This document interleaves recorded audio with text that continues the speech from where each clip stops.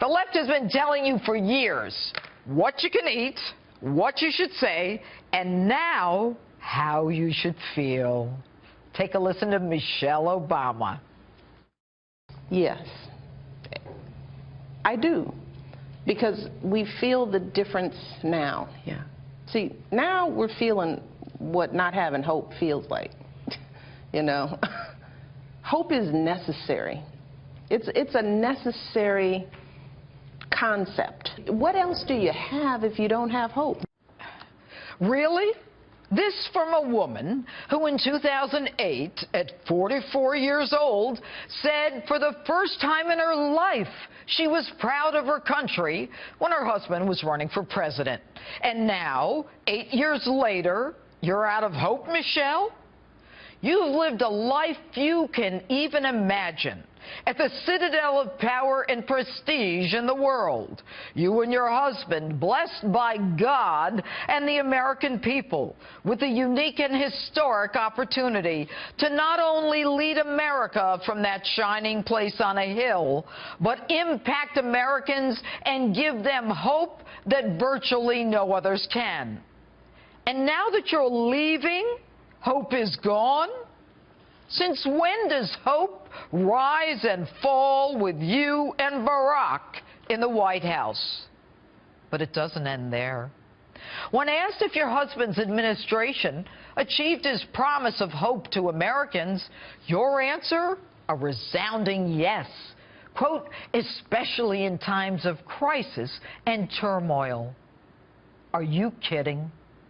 Did your husband give hope to the parents of James Foley or Stephen Sotloff, who was in custody for over a year while his family was told they could not negotiate because they'd be prosecuted before their sons' heads were chopped off?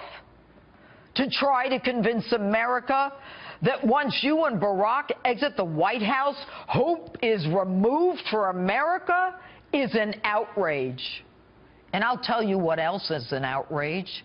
An outrage is when your husband struts up to the microphone at a national prayer breakfast and tells Christians to get off their high horses because the Christians are afraid of Muslim terrorists cutting their heads off. And I'd say that that was a crisis, but no hope there. ISIS today only looms larger. And by the way, Michelle, have you heard of San Bernardino, Orlando, or that workplace violence that happened at Fort Hood in Texas? In times of crisis and turmoil, like the 13 hours those heroes were on a rooftop in Benghazi, your all-powerful husband never bothered to explain to us where he was and what he was doing that night. All we know is the only power that he was ready to unleash was Air Force One to fly to Las Vegas for a fundraiser the next morning so that you guys could live the life another 4 years in the White House. But I get it. For you, hope is gone. You and your family and friends won't be able to fly to another 46 countries with security and hair and makeup in tow. Michelle, you may not realize it, but Americans rejected you and everything you stand for. They know what hope is. Hope is when people, 30,000 at a time, stand in line in the cold with their children, hoping to get the glimpse of a man that they think can change the course of their lives from the downward spiral that you and Mr. Hope and Change have put them on.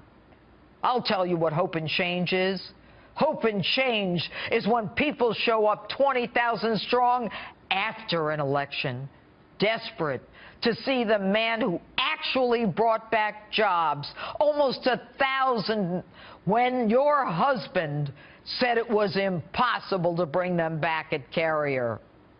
And by the way, if you want to know what it really feels like to not have hope, just walk out of the White House.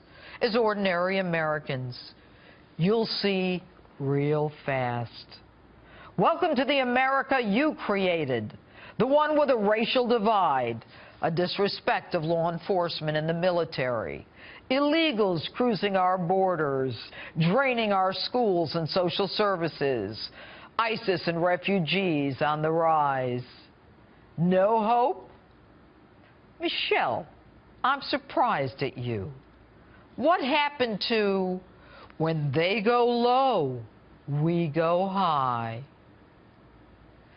And that's my opening statement. Tell me what you think on my Facebook page or Twitter. #Judge Jeanine. And joining me now